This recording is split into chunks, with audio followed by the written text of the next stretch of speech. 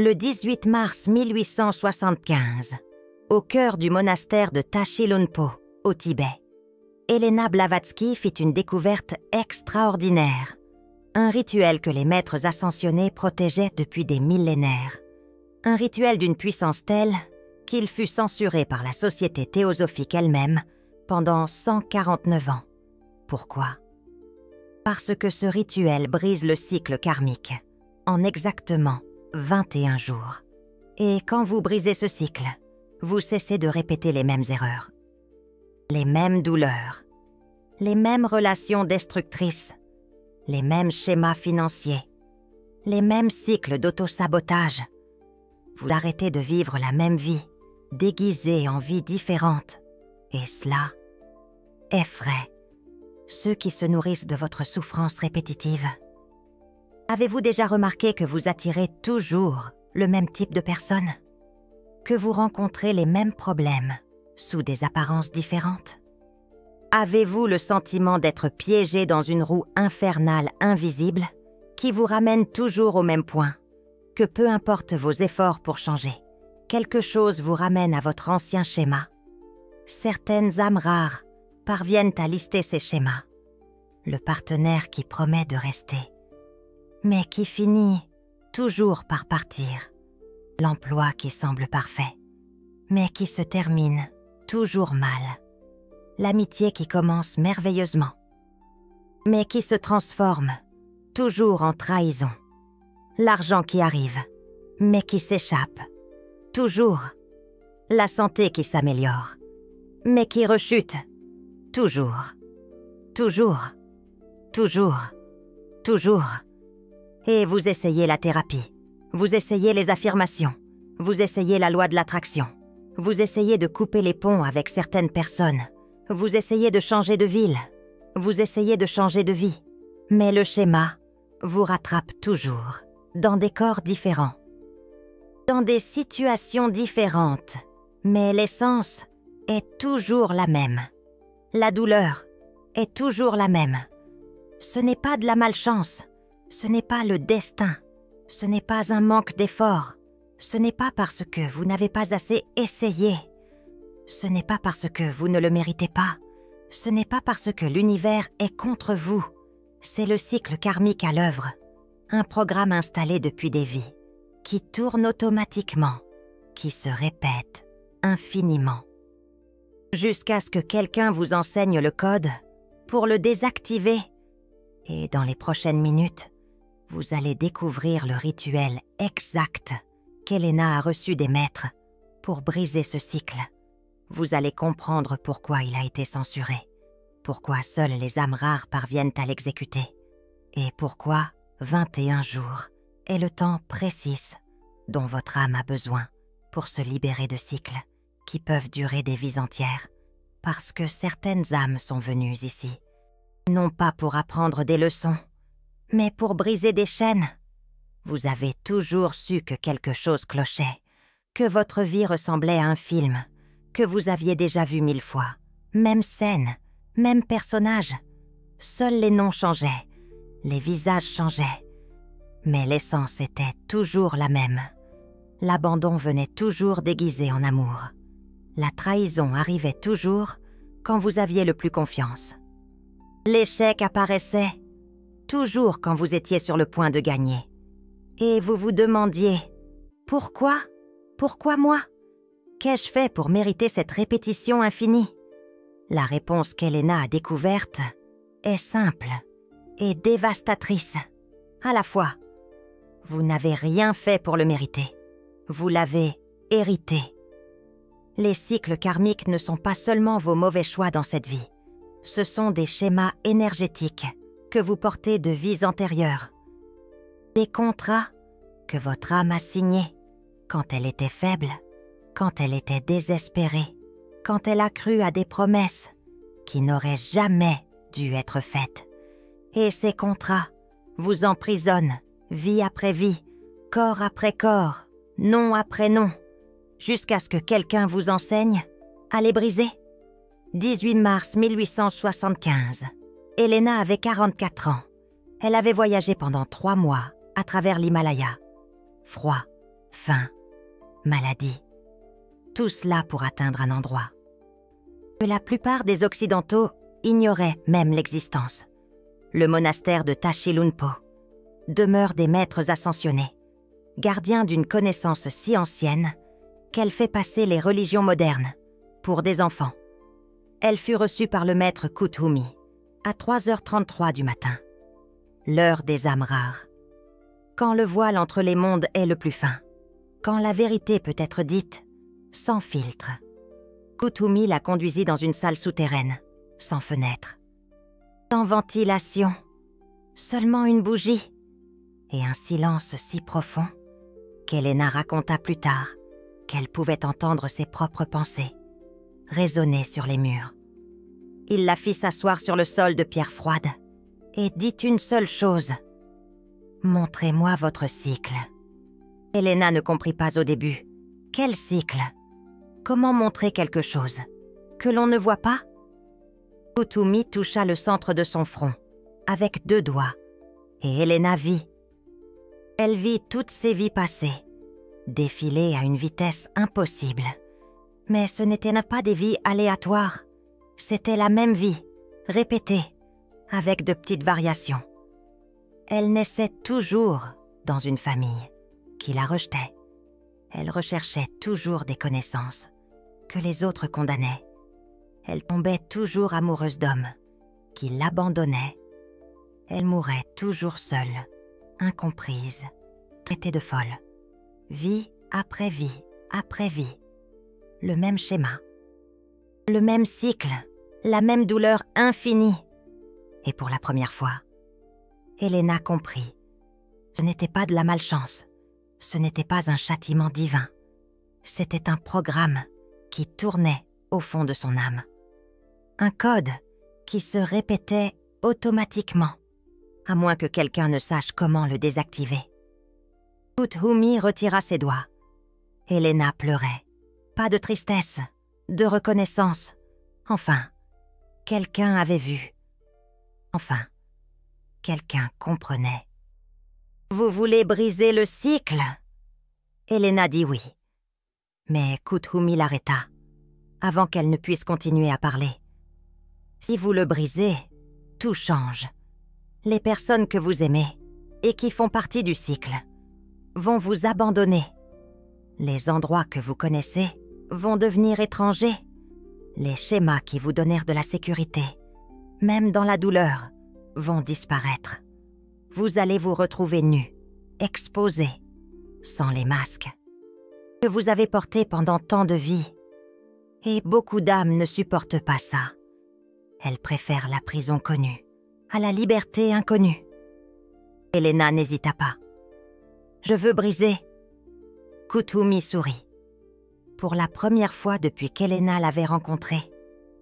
Un sourire triste, comme s'il savait quelque chose qu'elle ne savait pas encore. « Alors, je vais vous enseigner le rituel qui a été censuré, qui a été caché, qui a été interdit par tous ceux qui profitent des âmes prisonnières de cycles. Parce que les âmes enfermées dans des cycles sont prévisibles, contrôlables. Les âmes libres sont dangereuses. » Et il commença à enseigner. Le rituel comporte 3 phases. Chaque phase dure exactement 7 jours. 21 jours au total. Ni plus, ni moins. Parce que 21 est le nombre de la transformation complète. 3 cycles de 7, le temps dont une âme a besoin. Pour réécrire un ancien schéma et le remplacer par un nouveau. Première phase, reconnaissance. Jour 1 à 7. Vous devez voir le cycle, complètement, sans déni, sans justification, sans belles histoires que vous vous racontez, pour ne pas affronter la vérité. Elena enseigna que tout cycle a 3 éléments, le déclencheur, la réaction et la conséquence. Et ils se répètent, toujours dans le même ordre, toujours. Le déclencheur est l'événement extérieur. Quelqu'un vous abandonne, quelqu'un vous critique, quelqu'un vous rejette, quelque chose tourne mal. La réaction est ce que vous faites automatiquement, sans penser, comme un réflexe. Vous vous fermez, vous attaquez, vous fuyez, vous vous sabotez. La conséquence est le résultat inévitable. Solitude, échec, douleur et la sensation terrible de « encore ça ?» Pendant les 7 premiers jours, vous allez cartographier votre cycle. Vous allez écrire. Chaque fois que le déclencheur apparaît, chaque fois que vous réagissez de la même manière qu'avant, chaque fois que la conséquence se manifeste, sans jugement. Juste en observant, comme un scientifique étudiant, un phénomène naturel. Kuthumi a dit à Elena, « La plupart des âmes échouent ici, parce qu'elles n'arrivent pas à regarder. Elles préfèrent faire semblant de ne pas voir. Elles préfèrent blâmer les autres. Elles préfèrent croire que cette fois, ça va être différent. Mais les âmes rares ont le courage de voir. Et voir est le premier pas pour briser. » Deuxième phase, interruption. Jour 8 à 14. Maintenant, vous savez ce qu'est le cycle karmique. Maintenant, vient la partie la plus difficile. Interrompre. Au moment exact entre le déclencheur et la réaction. Il existe un espace, une milliseconde de silence. Un instant où vous avez encore le choix. Avant que le programme automatique ne prenne le contrôle, avant que le cycle karmique ne vous entraîne de nouveau, cet espace est sacré.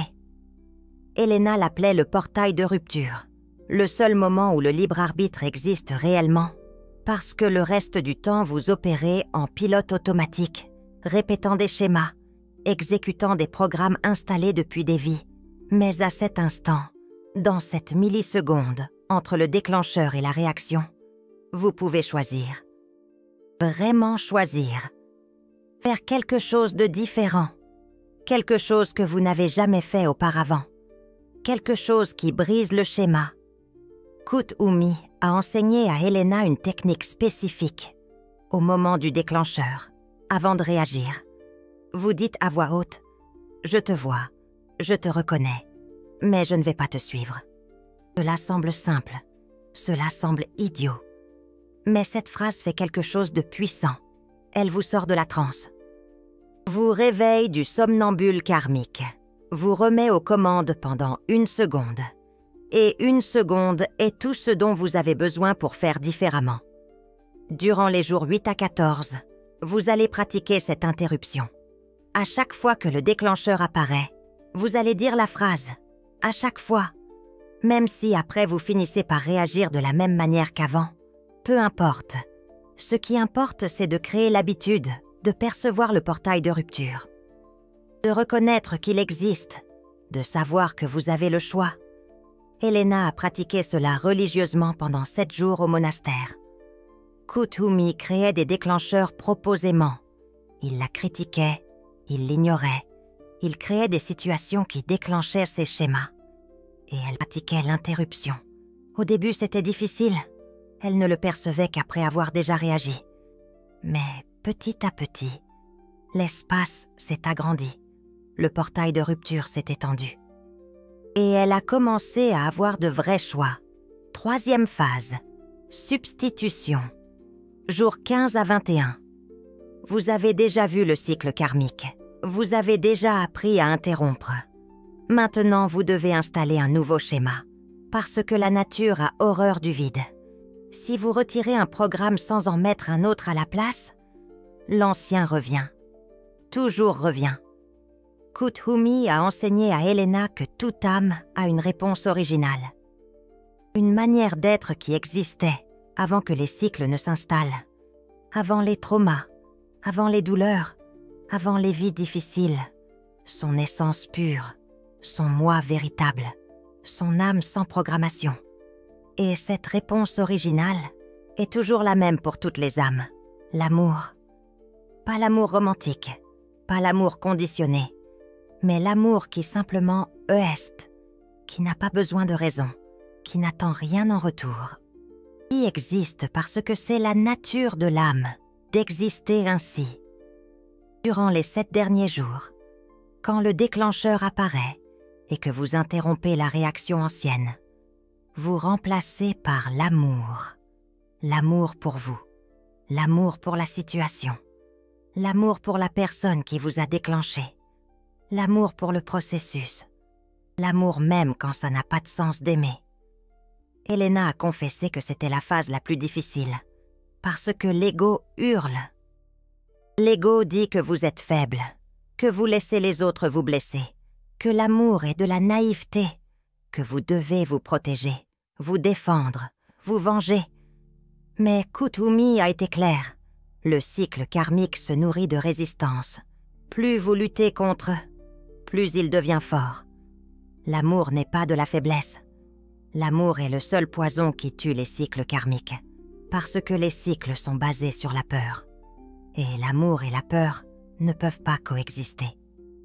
Où l'un entre, l'autre sort. Elena a pratiqué pendant 7 jours, et au 21e jour, le matin du 8 avril 1875, Kuthumi l'a ramenée à la salle souterraine, a de nouveau touché le centre de son front et a dit « Montre-moi ton cycle ». Elena a vu les mêmes vies passer. Mais quelque chose avait changé. Il y avait une ligne dorée traversant toutes ces vies, une ligne qui n'existait pas avant, représentant le nouveau choix, le nouveau chemin, la rupture du schéma. Et Kuthumi a juste dit « C'est brisé ». Elena pleurerait ensuite. Pas de tristesse, de soulagement. Pour la première fois depuis combien de vies, elle ne savait pas compter. Elle était libre, libre de choisir, libre de créer, libre d'être quelque chose au-delà du schéma qu'elle avait répété infiniment. Et quand elle est retournée en Europe, elle a essayé d'enseigner le rituel. Mais la société théosophique a censuré. Elle a dit que c'était dangereux, que les gens n'étaient même pas prêts, que révéler cela pourrait causer le chaos. Parce que si les gens savaient qu'ils pouvaient briser leur cycle karmique en 21 jours, toute la structure de contrôle basée sur la culpabilité, la dette karmique et les réincarnations interminables seraient détruites, et ils ne pouvaient pas permettre cela. Le rituel était resté caché dans les journaux privés d'Elena. Des manuscrits que la société théosophique a gardés dans des archives secrètes. Des pages que personne ne pouvait lire. Une connaissance que personne ne pouvait appliquer. Jusqu'en 2003, quand les archives ont commencé à être numérisées. Et des chercheurs ont trouvé les annotations sur le rituel de Tashi Lhunpo. Et lentement, très lentement, cette connaissance a commencé à fuir. Mais malgré cela, 99% des personnes qui entendent parler de cela ne le font pas. N'essaie pas, n'applique pas. Pourquoi? Parce que 21 jours semblent beaucoup de temps quand vous êtes confortable dans votre cycle. Même si c'est un cycle de souffrance, même si c'est un cycle d'autodestruction, au moins c'est familier, au moins c'est connu. Et l'inconnu effraie plus que la souffrance connue. Les âmes rares sont différentes. Vous n'avez pas peur de l'inconnu. Vous avez peur de rester piégé pour toujours dans le même schéma. De vivre la même vie infiniment. De mourir sans jamais avoir connu qui vous êtes réellement, sans jamais avoir vécu au-delà du programme. C'est pourquoi vous êtes ici maintenant, en train de lire ça, en sentant quelque chose résonner, quelque chose vibrer, quelque chose dire « C'est pour moi ». J'ai besoin de ça. Je dois faire ça. Alors laissez-moi vous expliquer exactement comment faire le rituel. Étape par étape, comme Elena l'a noté. Comme les maîtres l'ont enseigné. Phase 1. Reconnaissance. Jour 1 à 7. Achetez un cahier. N'utilisez pas de téléphone portable. N'utilisez pas d'ordinateur. Du papier et un stylo. Parce qu'écrire à la main active des parties du cerveau que la dactylographie n'active pas. Crée des connexions neuronales différentes. Rend le processus plus profond, chaque jour. À la fin de la journée, demandez-vous, où le cycle est-il apparu aujourd'hui? Où ai-je senti que cela s'était déjà produit avant? Où ai-je réagi de la même manière qu'avant? et écrivez, détaillez. Quel était le déclencheur? Comment avez-vous réagi? Quelle a été la conséquence? Sans jugement, sans culpabilité, juste cartographier, comme un explorateur cartographiant un territoire inconnu. Au 3e ou 4e jour, un schéma va émerger. Vous allez percevoir que le cycle a une structure, que ce n'est pas aléatoire, que vous pouvez prévoir quand il va apparaître, que vous pouvez le voir venir. Et cette perception est déjà le début de la rupture, parce que vous ne pouvez pas changer ce que vous ne voyez pas. Mais quand vous voyez, le changement devient possible. Phase 2, interruption. Jour 8 à 14. Maintenant, vous connaissez le cycle karmique. Maintenant, vous savez comment il opère. Maintenant vient la pratique réelle, chaque jour, le matin. Relisez ce que vous avez écrit lors de la phase 1. Remémorez-vous les déclencheurs. Remémorez-vous les réactions et programmez votre esprit. Aujourd'hui, quand le déclencheur apparaîtra, je vais faire une pause. Je vais prononcer la phrase. Je vais interrompre la phrase qu'Elena Blavatsky enseignait. Je te vois, je te reconnais. Mais je ne vais pas te suivre. Parlez à voix haute, même s'il y a des gens près de vous, même si cela paraît étrange. La voix a du pouvoir. La voix matérialise l'intention. La voix brise la transe. Les premiers jours, vous allez oublier. Vous allez réagir automatiquement et seulement après, vous vous souviendrez. Mince, j'aurais dû faire une pause. Ce n'est pas grave. Notez que vous avez oublié et réessayez au prochain déclencheur, vers le 10e, 11e jour. Quelque chose change. Vous commencez à percevoir le déclencheur en temps réel. Vous commencez à sentir le portail de rupture s'ouvrir. Vous commencez à avoir 1 seconde, 2 secondes, 3 secondes de choix avant que le programme automatique ne vous emporte. Et dans ces secondes, tout est possible. Phase 3, substitution. Jour 15 à 21. C'est la phase qui sépare ceux qui veulent réellement briser le cycle karmique de ceux qui veulent seulement se plaindre du cycle karmique. Parce que maintenant, vous devez faire l'impossible. Vous devez répondre avec amour, quand tout en vous crie de répondre avec peur, quand le déclencheur apparaîtra, quand vous ferez une pause, quand vous prononcerez la phrase « Maintenant », ajoutez un nouveau comportement, un comportement basé sur l'amour, peu importe lequel. Ça peut être un sourire, ça peut être un silence, ça peut être une étreinte, ça peut être le pardon, ça peut être l'acceptation, ça peut être simplement respirer profondément et laisser passer. L'important, c'est que ce soit différent de l'ancienne réaction, que ce soit l'opposé de ce que le cycle karmique vous ferait faire, que ce soit un acte d'amour là où il y avait avant un acte de peur. Elena Blavatsky pratiquait ainsi. Quand quelqu'un la critiquait, son cycle karmique la poussait à attaquer en retour. Elle interrompait, parlait la phrase, et alors, elle choisissait l'amour, remerciait pour la critique, demandait comment elle pouvait s'améliorer. Ou simplement dire « Je vous ai entendu, je vais réfléchir à cela ». Ça paraissait fou, ça paraissait de la faiblesse. Mais ce n'était pas le cas, c'était de la force. C'était la force d'une âme qui n'est plus prisonnière du programme, qui n'a plus besoin de prouver quoi que ce soit, qui n'a plus besoin de se défendre contre des attaques imaginaires, qui est libre. Et au 21e jour, quelque chose arrive. Vous vous réveillez différent? Vous ne savez pas expliquer comment, mais vous sentez que quelque chose a changé, que le poids que vous portiez a disparu, que la roue a arrêté de tourner, que pour la première fois depuis longtemps, peut-être depuis de nombreuses vies, vous êtes vraiment libre de choisir votre prochaine étape. Cela ne signifie pas que les déclencheurs arrêtent d'apparaître.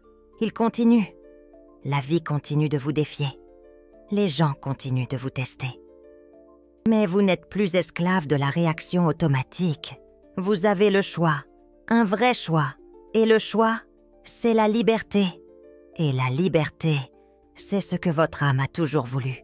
Elena Blavatsky a fait ce rituel 5 fois au cours de sa vie. Chaque fois, brisant un cycle karmique différent. Le cycle de l'abandon, le cycle du rejet, le cycle de l'auto-sabotage, le cycle de la maladie, le cycle de la pauvreté. Et chaque fois qu'elle en brisait un, sa vie changeait radicalement. Des personnes qui étaient dans sa vie à cause du cycle karmique disparaissaient. Des opportunités que le cycle karmique bloquait commençaient à apparaître. Des chemins qui étaient impossibles avant s'ouvraient. Parce que quand vous brisez un cycle karmique, vous arrêtez d'attirer des situations qui alimentent ce cycle.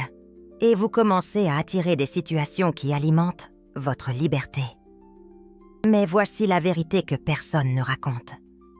Quand vous brisez un cycle karmique, les personnes autour de vous sont incommodées parce qu'elles étaient habituées à l'ancienne version de vous, la version prévisible, la version qui réagissait toujours de la même manière. Et maintenant, vous êtes différent. Maintenant, vous ne réagissez plus.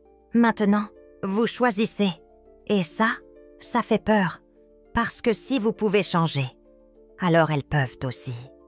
Et beaucoup de gens ne veulent pas croire qu'ils peuvent changer, préfèrent croire qu'ils sont victimes du destin, qu'ils n'ont pas le choix, que la vie est comme ça. Mais vous, âme rare, vous avez toujours su que c'était un mensonge. Vous avez toujours senti qu'il y avait une issue, qu'il y avait une façon de briser, que vous n'étiez pas destiné à répéter les erreurs de vos parents, de vos grands-parents, de vos vies passées, que vous pouviez être différent, que vous pouviez être libre. Et maintenant, vous avez l'outil, le rituel qui a été censuré, le rituel que les maîtres ascensionnés ont gardé, le rituel qu'Elena Blavatsky a rapporté du Tibet et a essayé d'enseigner mais a été réduite au silence.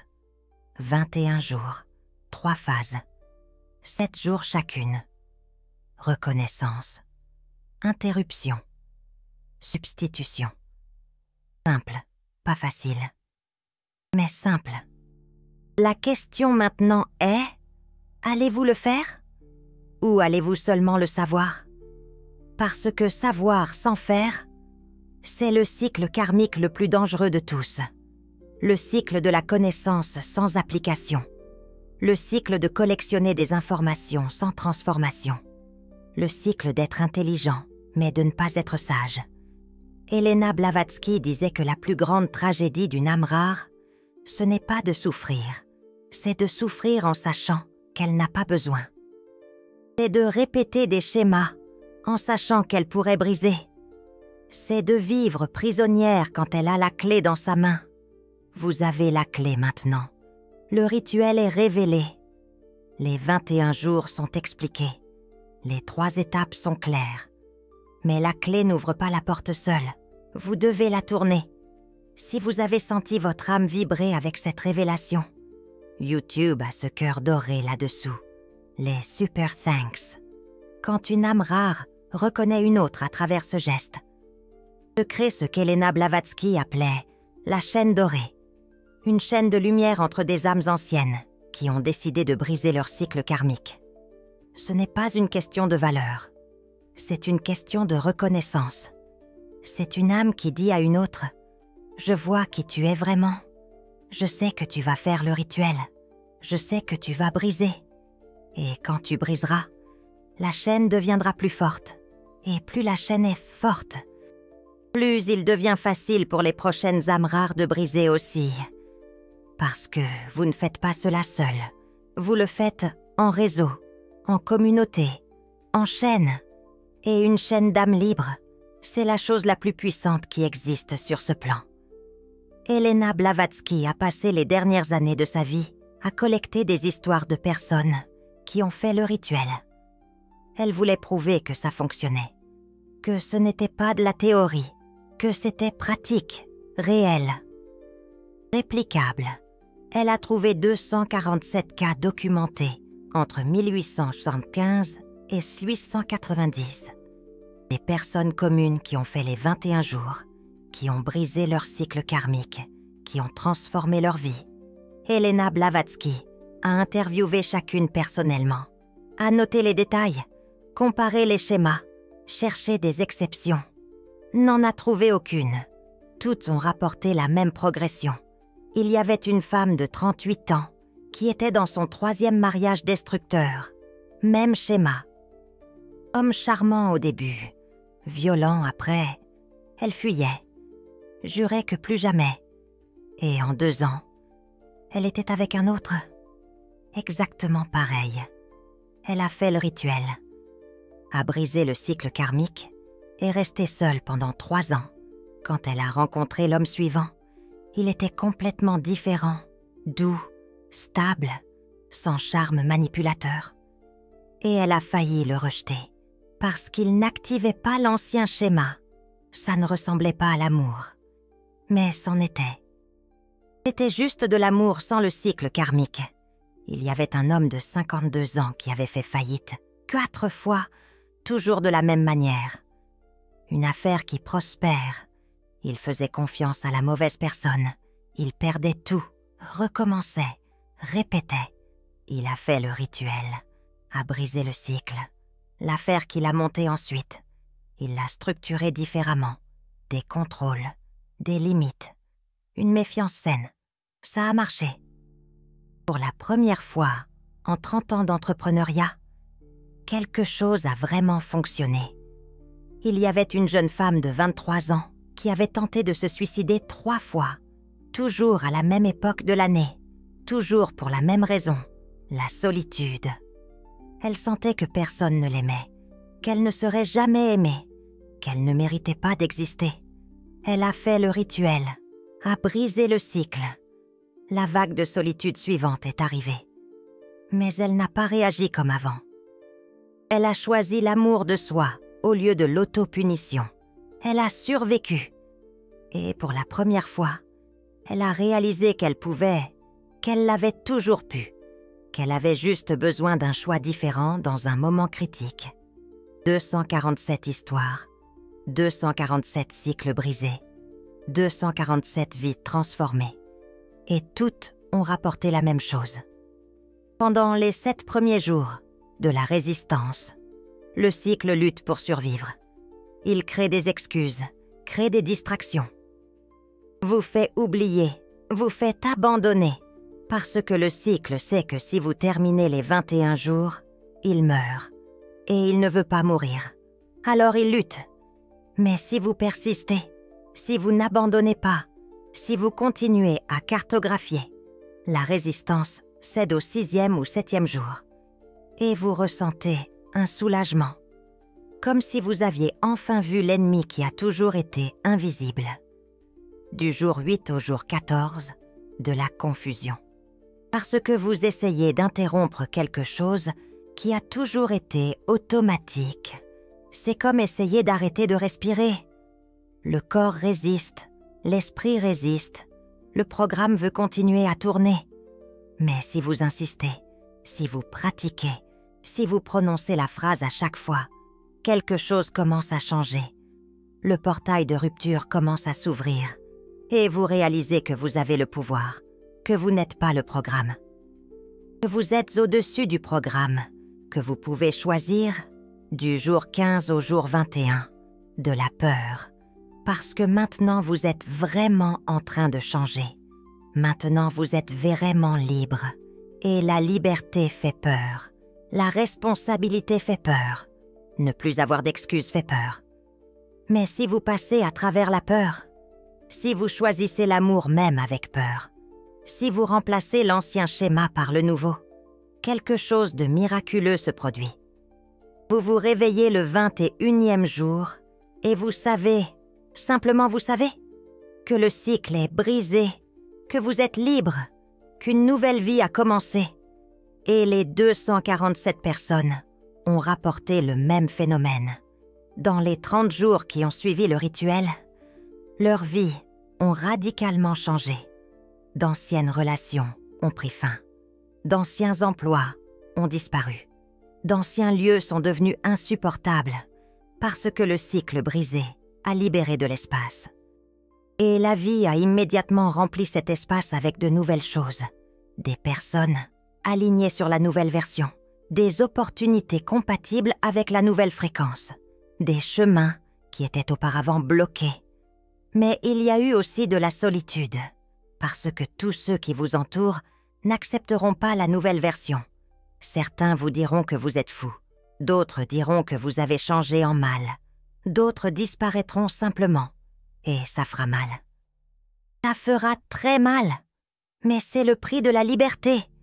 Et les âmes rares choisissent toujours la liberté, même quand ça fait mal, parce que vous savez que la douleur de la transformation est temporaire, mais la douleur de rester piégé est éternelle. Helena Blavatsky est morte le 8 mai 1891, à 59 ans, seule dans une petite chambre à Londres, mais libre, complètement libre. Tous ses cycles karmiques brisés, toutes ses dettes payées, toutes ses chaînes coupées. Et avant de mourir, elle a laissé une lettre, cachée dans les archives, retrouvée seulement en 2003, avec les notes du rituel. La lettre disait « Si vous lisez ceci, c'est parce que les maîtres l'ont permis. Et si les maîtres l'ont permis, c'est parce que vous êtes une âme rare. Et si vous êtes une âme rare, vous avez une mission. Pas seulement briser vos propres cycles, mais enseigner aux autres à les briser aussi. Parce qu'une âme libre est une étincelle. Mais 1000 âmes libres sont un incendie. Et un incendie brûle toute la structure qui maintient les âmes prisonnières. Alors faites le rituel, brisez vos cycles, et ensuite enseignez, pour que la chaîne dorée grandisse, pour que plus d'âmes se libèrent, pour qu'un jour, toute l'humanité soit libre du programme, et puisse enfin vivre au-delà de la souffrance répétitive, au-delà du karma, au-delà de la prison, dans la véritable nature de l'âme, qui est amour, qui est lumière, qui est infini. J'ai brisé mes cycles. Maintenant, c'est votre tour, Helena Blavatsky. Vous avez lu jusqu'ici. Ce n'est pas une coïncidence. Les âmes communes abandonnent au premier paragraphe, disent que c'est trop ésotérique, trop compliqué, trop whatever. Mais vous avez lu jusqu'ici, parce que quelque chose en vous a reconnu, quelque chose en vous a vibré, quelque chose en vous a dit « c'est à moi, c'est pour moi, ça, je dois le faire ». Alors faites-le. 21 jours, commencez demain. N'attendez pas lundi, n'attendez pas la nouvelle lune, n'attendez pas de vous sentir prêt, parce que vous ne vous sentirez jamais prêt. Les âmes rares n'attendent pas d'être prêtes. Elles font et deviennent prêtes en faisant. Achetez le carnet aujourd'hui. Commencez à cartographier demain. Du jour 8 au jour 14, pratiquez l'interruption. Du jour 15 au jour 21, choisissez l'amour. Et le 21e jour, vous vous réveillerez différent, libre, léger, sans le poids que vous avez porté pendant des vies, sans la roue qui vous retenait, sans le programme qui vous contrôlait. Et alors vous comprendrez pourquoi ça a été censuré. Parce qu'une âme libre est dangereuse. N'obéit pas, ne se conforme pas, n'accepte pas la souffrance comme inévitable. Crée, transforme, inspire les autres à se libérer aussi. Et quand beaucoup d'âmes font ça, le système qui se nourrit de cycles karmiques s'effondre et une nouvelle réalité émerge. Une réalité où la souffrance répétitive n'est pas normale, où les schémas destructeurs ne sont pas le destin, où la liberté n'est pas l'exception, mais la règle. C'est la vision qu'Helena Blavatsky a eue quand elle a brisé son dernier cycle. Une humanité libre, une humanité sans prison karmique, une humanité vivant au-delà du programme. Et ça commence avec vous. En faisant le rituel, en brisant votre cycle, en libérant votre âme, en rejoignant la chaîne dorée. Combien de fois avez-vous déjà vécu le même schéma douloureux? Écrivez le nombre dans les commentaires. D'autres âmes rares ont besoin de savoir qu'elles peuvent enfin se libérer.